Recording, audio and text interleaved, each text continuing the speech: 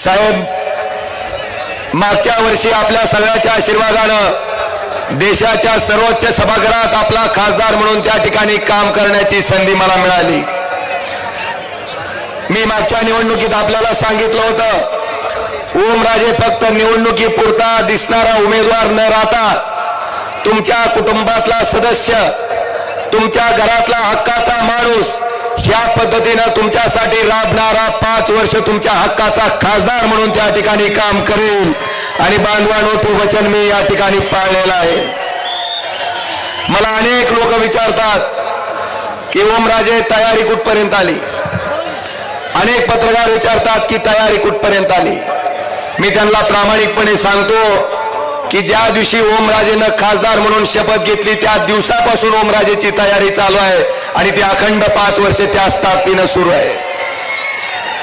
आज पावसाळ्यात उगवल्यासारख्या इच्छुकाच्या छत्र्या अनेक आल्यात तुमच्या सगळ्याच्या समोर. पण बांधवांनो, जेव्हा 2.5 वर्ष सन्माननीय उद्धवजी ठाकरे साहेब महाराष्ट्राचे मुख्यमंत्री होते, ती 2.5 वर्ष सत्ताधारी पक्षाचा खासदार म्हणून मला काम करता आलं. आपल्या सगळ्याला आठवत असेल, 2.5 वर्षातलं 1.5 वर्ष आदरणीय उद्धवजी ठाकरे साहेबांचं कोरोनाचं नियंत्रण करण्यासाठी गेलं. इन त्या ठिकाणी 1 वर्ष आपल्याला काम करता आलं. पण साहेब, मला आनंदानं सांगावं असं वाटतंय की कित्येक वर्षापासून अपूर्ण असलेलं धाराशिवचं स्वप्न, धाराशिवचं शासकीय वैद्यकीय महाविद्यालय ह्या जिल्ह्याला मंजूर करून चालू करून आपण साहेब त्या ठिकाणी दिलं. आणि पुढच्या वर्षी डॉक्टर झालेली मुलं त्या मेडिकल कॉलेजमधनं बाहेर पडतील. मला आपल्या सगळ्याला सांगायचंय की परीक्षा आल्यावर अभ्यास करणारा विद्यार्थी एका बाजूला आणि वर्षभर अभ्यास करणारा विद्यार्थी एका बाजूला. मी 5 वर्ष इमाने इतबारे 24 तास प्रत्येक मिनिट प्रत्येक सेकंद आपल्या कुटुंबातला सदस्य, आपल्या हक्काचा खासदार म्हणून त्या ठिकाणी काम केलेलं आहे. मला आपल्या सगळ्याला प्रामाणिकपणे विचारायचंय की ओमराजेला मागच्या 5 वर्षात ज्यांनी फोनवरनं संपर्क करून काम सांगितलं असेल आणि ज्याचा नंबर, ओमराजेचा नंबर ज्या ज्या माणसाच्या फोनमध्ये सेवा आहे, जरा अशा मंडळींनी हात वर करावं. आता कसं करणार आहेत? करा साहेब. मला माझ्या संपर्कावरनं पण हिणवलं जातंय, संपर्कावरनं हिणवलं जातंय. एखाद्या सामान्य शेतकऱ्याचा ट्रान्सफॉर्मर दिला, ते म्हणतात खासदाराचं काम आहे का? चिल्लर काम आहे, क्षुल्लक काम आहे. एखाद्या शेतकऱ्याचं पीक कर्जाची फाईल मॅनेजर करून देत नसेल तर मॅनेजरला बोलून त्या ठिकाणी त्याला पीक कर्ज वाटप करायला लावलं, ते म्हणते क्षुल्लक काम आहे, चिल्लर काम आहे. एखाद्या शेतमजूर लेकराचं मुलाचं शैक्षणिक कर्ज त्या ठिकाणी मंजूर करून दिला असेल, हे म्हणतात क्षुल्लक काम आहे, चिल्लर काम आहे. बांधवांनो, एखादी आपली भगिनी दवाखान्यात ऍडमिट असेल डिलिव्हरीसाठी, तिला 2 बाटल्या रक्ताच्या लागल्याच्या नंतर त्या बाटल्या आपण दिल्या असतील, पण ही हुशार मंडळी म्हणते क्षुल्लक काम आहे, चिल्लर काम आहे. साहेब, मला त्या ठिकाणी ह्या भागातला साधा ड्रायव्हर, साधा क्लीनर, ज्या माणसाकडे अचानक एका आडबाजूच्या रस्त्याला त्याची गाडी पंक्चर होते, साहेब अशा प्रसंगामध्ये गाडी जाक नाही म्हणून तो माणूस ह्या जिल्ह्याचा खासदार जर त्याला आपलासा वाटत असेल, जवळचा वाटत असेल आणि खात्री असेल की ही सुद्धा काम माझा खासदार त्या ठिकाणी करून मला या अडचणीतून बाहेर काढील, ह्याला ते चिल्लर काम संबोधतात, क्षुल्लक काम संबोधतात. पण मी त्या परिस्थितीत स्वतःला टाकून बघत असतो की आपलीच गाडी पंक्चर झाली आणि आपल्याच गाडीत जर जाक नसेल तर आपण काय करचाल? आपल्या जवळच्या माणसाला फोन लावचाल आणि ज्याच्याकडून काम होते अशा माणसाला फोन लावचाल. मला आपल्या सगळ्याला विचारायचंय की त्या साध्या ड्रायव्हरला आणि क्लीनरला जर हा ओमराजे त्याच्या जवळचा वाटत असेल, हक्काचा वाटत असेल, तर मी हा विश्वास या धाराशिव लोकसभा मतदारसंघामध्ये मागच्या 5 वर्षात निर्माण केलंय. आणि ही मंडळी म्हणतात ज्याकण टामी द्यायचं काय खासदाराचं काम आहे का? मला साहेब आपल्याला आवर्जून सांगायचंय की संकटात सापडलेल्या माणसाला जाग देणं त्यांना क्षुल्लक काम वाटत असेल, पण मला वाटते जिल्हा नियोजन समितीच्या बैठकीत जंगली रम्मी खेळण्यापेक्षा सामान्य ड्रायव्हरला ज्या कधीला त्याच्या कामाला पडलेलं कधी चांगलं. आता मला तुम्हाला विचारायचंय, आता मतदान चालू झालंय, आता त्या ड्रायव्हरचं किन्नरचं मतदान लागणार आहे का नाही? हो, यांना लागणार आहे का नाही? मतदान लागतंय आणि काम करताना काय दुखतंय होय? आता त्या सामान्य शेतकऱ्याचा ज्याचा डीपी बदलून दिलाय त्याचा मतदान लागणार का नाही? त्या शेतकऱ्याच्या लेकराचं मतदान लागणार आहे का नाही? बांधवांनो, मला आपल्या सगळ्याला आवाहन करायचंय, ही तुमच्या कामाला चिल्लर काम संबोधते, तुमचं काम करणाऱ्या खासदाराला शुल्लक खासदार संबोधते, चिल्लर खासदार संबोधते.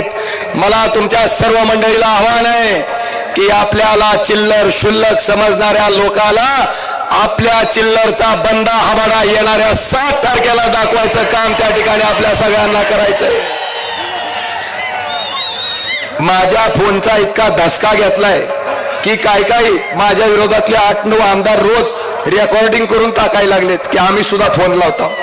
अरे राजा, अरे मी काय काल निवडणूक लागली म्हणून परवा दिवशी बसून फोन उचलत नाही. हा ओमराजे 5 वर्ष झाला अखंडपणे सामान्य माणसाची सेवा त्या फोनच्या माध्यमातून करतोय. मला सांगायचंय साहेब, माझा संपर्क काय ते मी थोडक्यात सांगतो. माझ्या एका फोनवर दिवसाला साधारणतः 800 ते 900च्या दरम्यान फोन येतात. भारतीय जनता पार्टीला जर पुरावा पाहिजे असेल तर माझा सीडीआर काढून बघा, मला मी नंबर जाहीर करतो. एका फोनवर 800 ते 900 फोन येतात. असे 4 नंबर आहेत. बांधवानो, 4 नंबरचे 800च्या सरासरीने किती झाले? 8 चौक 3200. 3200 मधले सुद्धा वरचे 2200 आपण त्या ठिकाणी सोडून दिले देवाच्या नावानं. हजारच धरले. दिवसाचे 1000 फोन म्हणलं तर 10 दिवसाचे किती झाले? 10,000. एका महिन्याचे 30,000. एका महिन्याचे 30,000 झाले तर एका वर्षाचे 3,60,000. एका वर्षाचे 3,60,000 झाले तर 5 वर्षाचे करा की हिशेब. हिशेब नाही केला म्हणून तर डॉक्टर पाटील 40 वर राहिलेलं कळलं नाही आपल्याला. तास त्रिक 15 म्हणजे 15 लाख ते आणि 6 30. 15 आणि 3 18 लाख लोकांचा ओमराजेचा मागच्या 5 वर्षातला संपर्क आहे.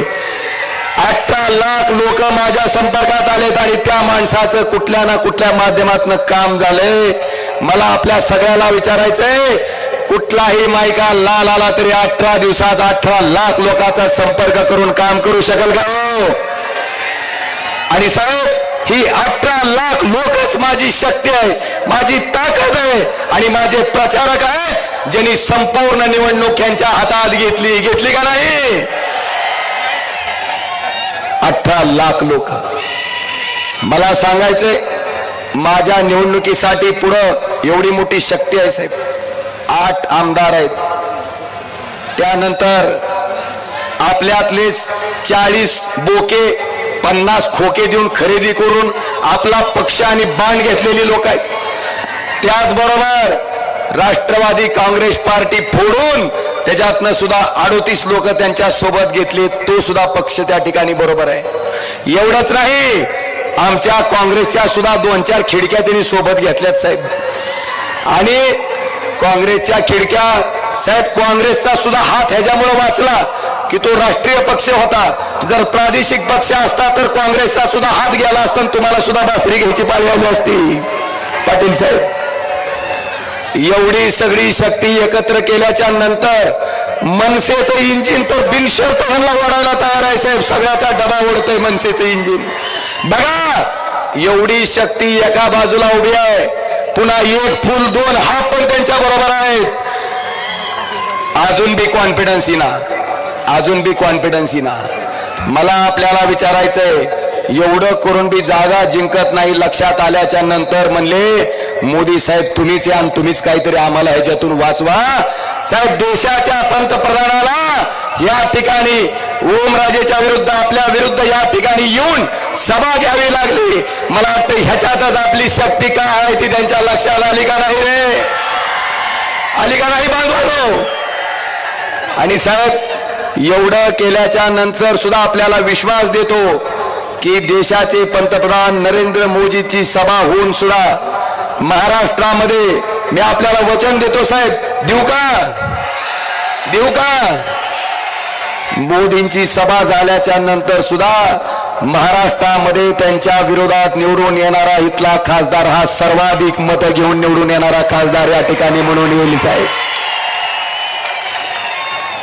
आज या ठिकाणी मला अजून सांगायचं, ही निवडणूक साहेब सामान्य माणसानं हातात घेतली.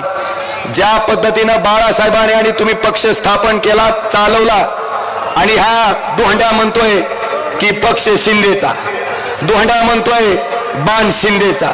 ज्या शरद पवार साहेबांनी त्या ठिकाणी राष्ट्रवादी काँग्रेस पक्षाची स्थापना केली, हा दोंड्या म्हणतोय ते प्राथमिक सदस्य सुद्धा नाहीत आणि पक्ष अजित पवारांचा. लोकशाही मार्गाने जे पक्ष त्या ठिकाणी काढून घेतले गेले, चिन्ह काढून घेतले, हे सामान्य माणसाला अजिबात आवडलेलं नाही.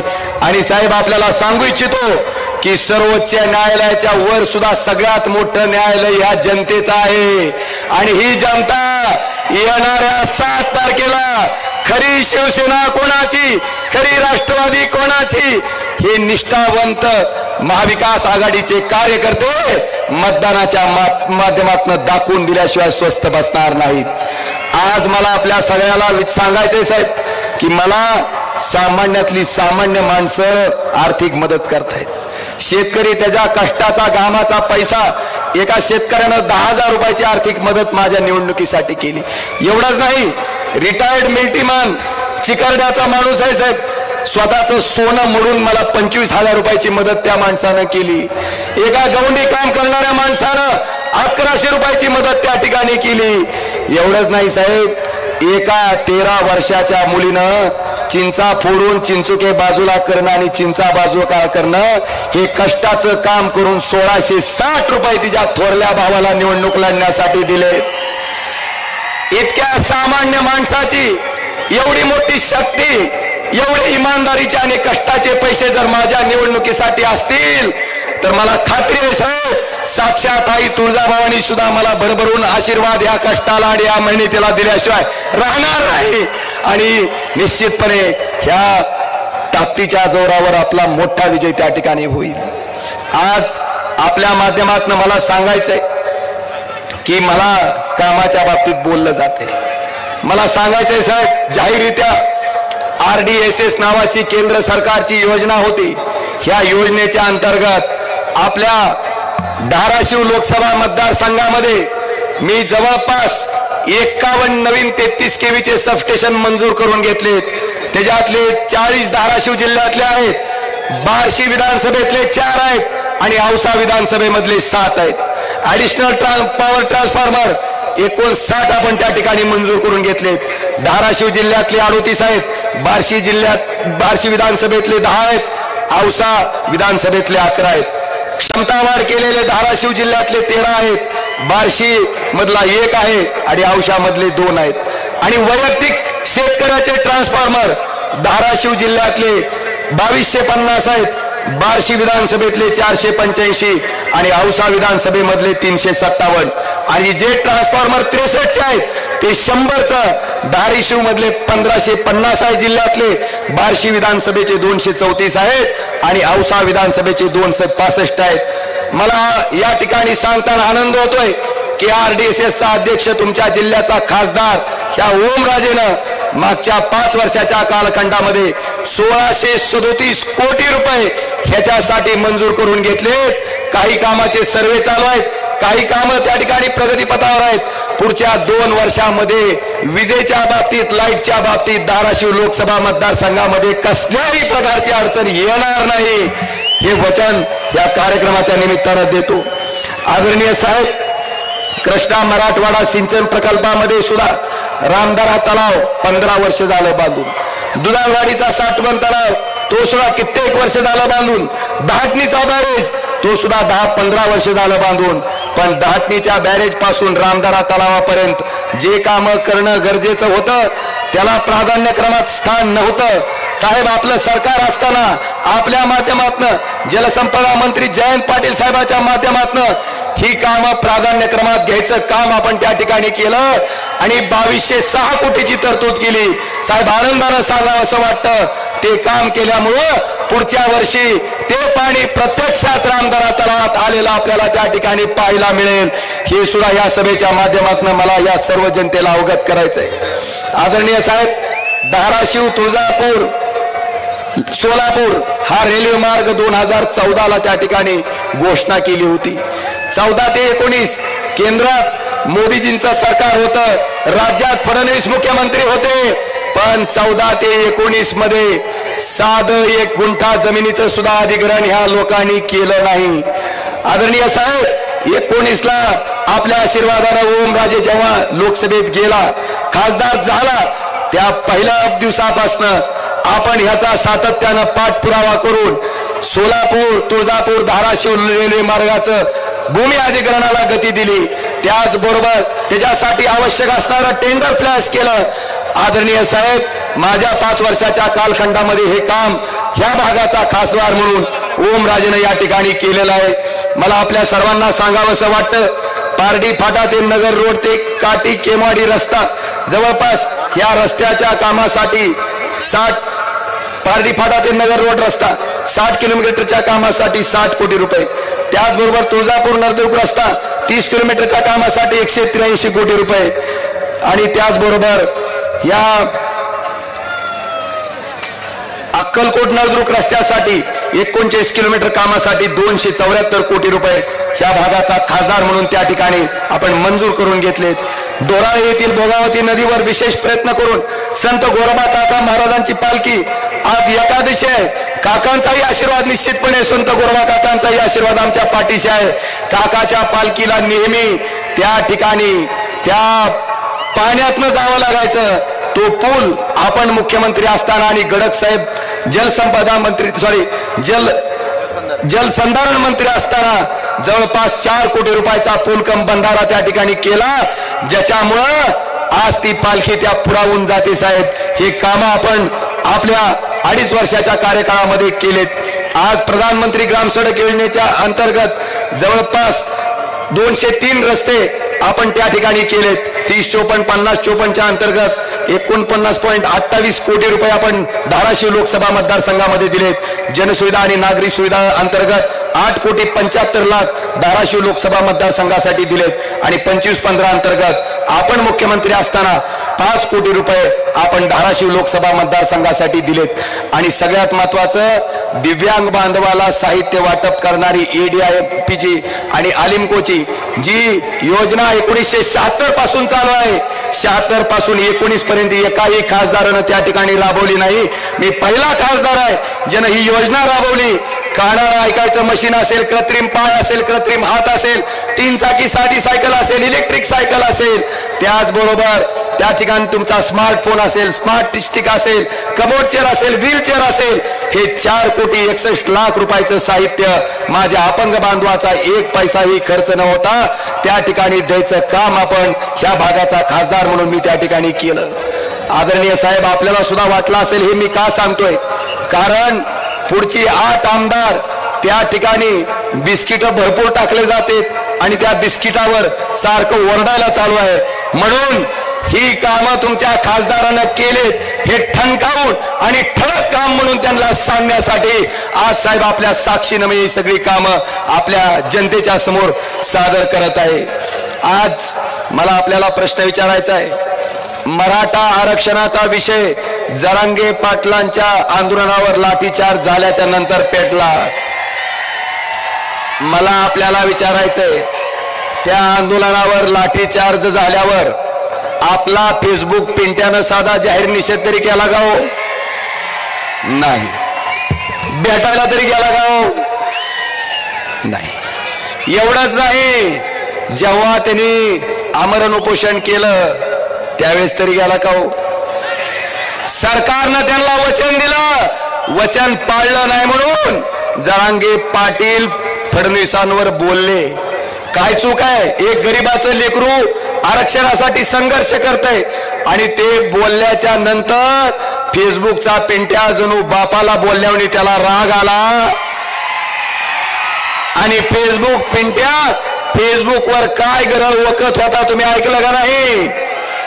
काळा दिवस म्हणून म्हणत होता का नाही? SIT ची चौकशी झाल्याच्या नंतर बाग बडवत होता का नाही? आणि आज उपरती झाली. उद्या 7 तारखेला लक्षात आलं की आपल्या सौभाग्यवती निवडणूक लढवतात आणि त्या जर पराभूत झाल्या तर शेवटी पळी आणि चमच्याचा प्रसाद आपल्याला सुद्धा खावा लागेल ह्याची दहशत त्यांच्या मनात आहे. आणि म्हणून त्या ठिकाणी काल जरांगे पाटलाला भेटायला हे महाभाग गेलं. मला सांगा, स्वतःच्या स्वार्थासाठी गेलेल्या या माणसाला माफ करचाल का आपण? ताकापुरता आजी, कामापुरता मामन, ताकापुरते आजी, हे कुटुंब हे सांगतंय. साहेब, अर्चना ताईला उमेदवार दिल्याच्या नंतर हे म्हणतायत आम्ही स्त्री शक्तीचा सन्मान केला. मला आपल्या सगळ्याला जाहीररित्या सांगायचंय की एखाद्या बचत गटाच्या चांगलं काम करणाऱ्या महिलेला जर उमेदवारी दिली असती तर मी सुद्धा मानलं असतं की स्त्री शक्तीचा सन्मान केलाय. पण उमेदवारी कुणाला? डॉक्टर पद्मसिंह पाटलांच्या सुनेला. उमेदवारी कुणाला? राणा पाटलांच्या मंडळीला. मला सांगा, आत्ताच त्यांनी त्यांची प्रॉपर्टी जाहीर केली. 350 तोळ्यापेक्षा जास्त सोनं आपल्या ताईकडे आहे. मला सांगा, एका गावात सगळ्याचं गोळा केलं तर तेवढं होतंय का हो? ही स्त्री शक्तीचा सन्मान आहे का? मला वाटतं ह्या प्रश्नाचं सुद्धा उत्तर त्या ठिकाणी शोधणं गरजेचं आहे. मराठा आरक्षणाच्या बाबतीत जरांगे पाटलांचं आंदोलन होण्याच्या पूर्वी 1.5 वर्ष सुप्रीम कोर्टात जेव्हा मराठा आरक्षणाच्या विरोधातली याचिका दाखल झाली त्यावेळेस ओमराजे बोलला होता की तामिळनाडू राज्यामध्ये 50% पेक्षा जास्त आरक्षण गेलं होतं, 78% पर्यंत गेलंय. तरी सुद्धा सुप्रीम कोर्टात त्याच्या विरोधात याचिका आल्याच्या नंतर त्यावेळेसच्या केंद्र सरकारनं एक सपोर्टिव्ह ॲफिडेव्हिट तामिळनाडू राज्याच्या बाजूने दिलं आणि ते आरक्षण वाचवायचं काम केलं होतं. माझी मागणीच इतकी होती साहेब की त्या ठिकाणी मराठा आरक्षणाच्या बाबतीत सुद्धा केंद्र सरकारनं तशीच पावलं उचलावीत आणि महाराष्ट्र राज्याचं मराठा समाजाचं आरक्षण त्या ठिकाणी वाचवावं. पण साहेब, आपण मुख्यमंत्री असल्यामुळं आपल्यासाठी खड्डा खांदायचा प्रयत्न ह्या केंद्र सरकारनं ही मागणी मान्य न करून केला. खड्डा आपल्यासाठी खांदला, पण पडलं कोण त्याच्यात? टरबूज. आज मला आपल्या सगळ्याला सांगायचंय, लिंगायत समाजासाठी 12व्या शतकामध्ये समतेचा एकतेचा संदेश देणारे जगज्योती महात्मा बसवेश्वर यांना मानणारा अनुयायी म्हणजे लिंगायत समाज. ह्या समाज त्या ठिकाणी अल्पसंख्याक समाजाच्या दर्जाची मागणी करतोय, लिंगायत धर्माची मागणी करतोय. ही मागणी लोकसभेत करणारा तुम्ही निवडून दिलेला एकमेव ओमराजे निंबाळकर त्या ठिकाणी खासदार आहे, हे सुद्धा मला आवर्जून सांगायचंय. धनगर आरक्षणाचा मुद्दा असेल, त्याचबरोबर मुस्लिम आरक्षणाचा मुद्दा असेल, हे विषय पण ओमराजेनं त्या ठिकाणी लोकसभेत तेवढ्याच ताकदीनं मांडले. आता मला तुम्हाला विचारायचंय, भाई और बहनों, किसान की आमदनी 2022 तक दोगुनी कर दी जाएगी. झालं का हो? वर चढली द्या काही. 11,000 रुपये क्विंटलचं सोयाबीन त्या ठिकाणी पाम तेलावरचं आयात शुल्क कपात करून सोयाबीन आयात करून 4,000 रुपयापर्यंत खाली आणलं. कांदावाले आहेत का? जर हातवर करा बरं. झाली का नाही निश्चिती? 60 रुपयाला भाव गेला की कांद्यावर निर्यात बंदी. बांधवानो, बिस्लेरी बाटलीच्या पाण्याचा भाव 20 रुपये लिटर आहे आणि शेतकऱ्याच्या गाईच्या दुधाचा भाव 22 रुपये लिटर आहे. झालं का उत्पन्न दुप्पट? तुम्ही याचा हिशोब घेणार का नाही? मला खात्री आहे साहेब, शेतकरी याचा हिशोब येणाऱ्या 7 तारखेला घेतल्याशिवाय स्वस्त बसणार नाही. भाई और बहनों, महंगाई कम हुई क्या नहीं हुई? मना की हुई.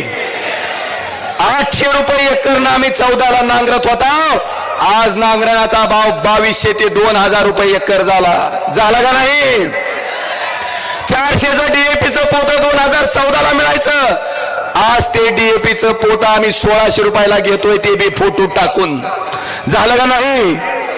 बांधवानो, या ठिकाणी मला विचारायचंय, 60 रुपयाचं डिझेल आज 97 रुपयाला घेतो, 70 रुपयाचं पेट्रोल आज 105 रुपयाला घेतो, आणि 400 रुपयाचं गॅस सिलेंडर आज 1100 रुपयाला घेतो का नाही? तुमच्या घरच्याला किंवा तुम्हाला विचारायचंय, 2014 मध्ये जो आठवडी बाजार तुमचा 100 रुपयात होत होता, आज तोच आठवडी बाजार 500 रुपयात तरी होतय का हो? होतय का हो? मग महागाई कमी झाली का वाढली बंधवांनो? आता याचा हिशोब घेणार का नाही? साहेब, हेच देशाचे पंतप्रधान नरेंद्र मोदीजी म्हणत होते, ज्यावेळेस सिलेंडरचा भाव 400 होता, की तुम्ही मतदानाला जाताना गॅस सिलेंडरच्या पाया पडून मतदानाला जावा, म्हणत होते का नाही? आता 400चं सिलेंडर 1100ला झालंय. आता माझं म्हणणं आहे, शेगडीला साष्टांग दंडवत घाला आणि सिलेंडर टकोऱ्यावर घेऊन मतदानाला जावा. जाचाल का नाही? भाई और बहनों, ना खाऊंगा ना खाने दूंगा, जो सबसे ज्यादा खाएगा उसको ईडी की नोटिस देके भाजप में लूंगा.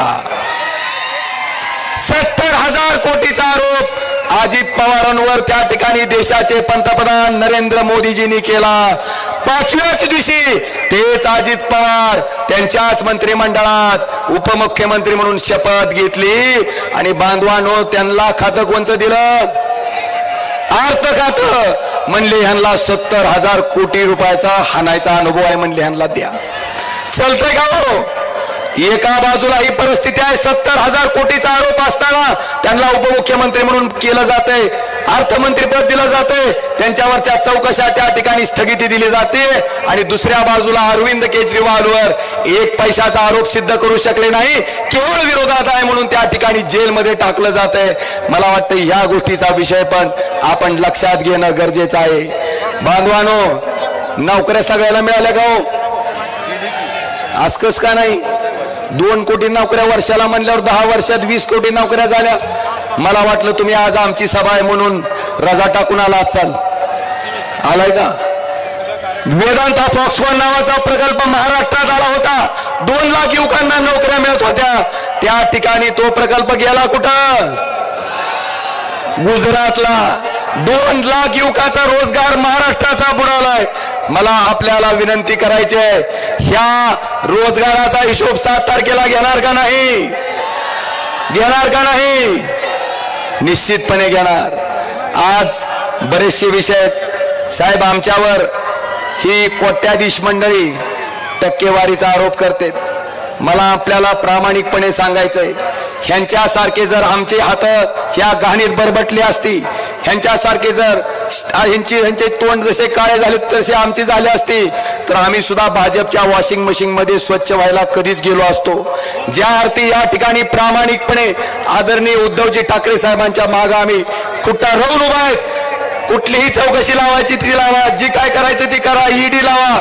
आम्ही प्रामाणिक आहेत, कुणाच्या बापाला त्या ठिकाणी घाबरत नाहीत, प्रामाणिकपणे या ठिकाणी उभे आहेत. आणि म्हणून ह्या जनतेचा विश्वास साहेब तुमच्यावर आहे, ह्या जनतेचा विश्वास त्या ठिकाणी आमच्यावर आहे. आणि साहेब, ज्या ज्या लोकांनी तुम्हाला यातना दिल्या, दुःख दिलं, ज्या लोकांना साहेब आपण आमदार केलं, खासदार केलं, मंत्री केलं, स्वतः ईडी पासून वाचण्यासाठी, स्वतःचा स्वार्थ साधण्यासाठी, पदाच्या लालसेपोटी जी जी मंडळी त्या ठिकाणी आपल्याला सोडून गेली, त्या गद्दाराचा हिशोब आपण करणार का नाही? करणार का नाही? आणि मला सांगायचंय आवर्जून की 40 वर्ष मंत्री केलेल्या शरद पवारांना डॉक्टर पाटील कुटुंब एका रात्रीत गद्दारी करून त्या ठिकाणी भाजपमध्ये जाते. आदरणीय साहेब, आपण आपल्या आशीर्वादाने मी एकदा खासदार आणि एकदा आमदार झालो. आपलं चिन्ह जात असताना, आपला पक्ष जात असताना, त्या ठिकाणी आपली सत्ता जात असताना, आणि समोर गेल्यावर 50 खोके मिळत असताना सुद्धा त्याच्यावर लाथ मारून आम्ही प्रामाणिकपणे साहेब आपल्या पाठीमागे निष्ठेने उभा राहिलोय. मला आपल्याला विचारायचंय, तुम्ही प्रामाणिक माणसाला मतदान करणार का संधी साधू माणसाला मतदान करणार? हा निर्णय सुद्धा येणाऱ्या 7 तारखेला आपल्याला घ्यायचा आहे. बरेचसे विषय आहेत, मी सांगू इच्छितो पण आदरणीय उद्धवजी ठाकरे साहेबांना सुद्धा त्या ठिकाणी आपल्याला ऐकायचंय. माझी विनंती आहे की माझ्या माग फक्त एक क्लिप साहेब मी वाचून, एकच क्लिप फक्त वाचून दाखवणार आहे. एकच गोष्ट सांगणार आहे की एक सामान्य कांबळे नावाचा हलगीवाला 500 रुपये त्या माणसाची साहेब, 500 रुपये त्या माणसाची फक्त हाजरी. 500 रुपयाच्या हाजरीवर साधा तुम्हाला विषय सांगतो, त्यांच्या रॅलीत हा हलगी वाजवायला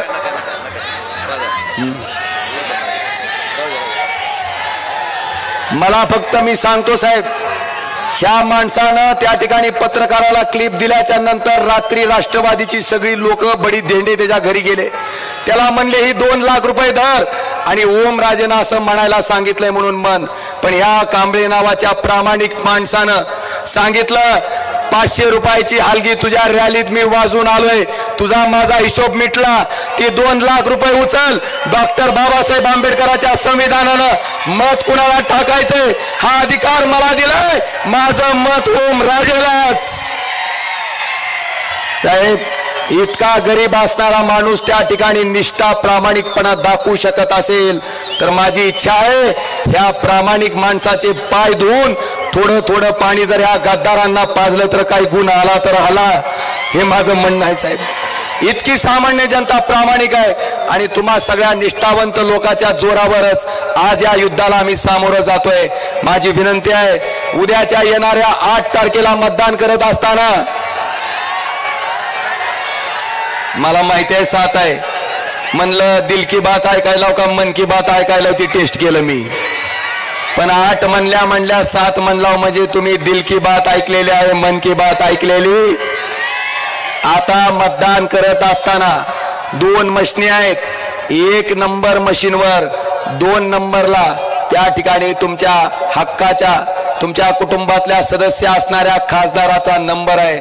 2 नंबरला नाव आहे ओम प्रकाश भूपाल सिंह उर्फ पवनराजे निंबाळकर. त्याच्या पुढे आपली निशाणी आहे आई तुळजाभवानीची धगधगती मशाल. अशी कशी आहे, ह्या मशालीच्या पुढं बटन आहे, ते बटन दाबल्याच्या नंतर टुई म्हणून आवाज येईल. आवाज आला की लगेच महागारी फिरायचं नाही. बाजूला व्हीव्हीपॅट मशीन आहे, त्या मशीनवर त्या ठिकाणी आपण मशालीचं बटन दाबलं असेल तर मशालीची चिठ्ठी आली का नाही याची खात्री करायची.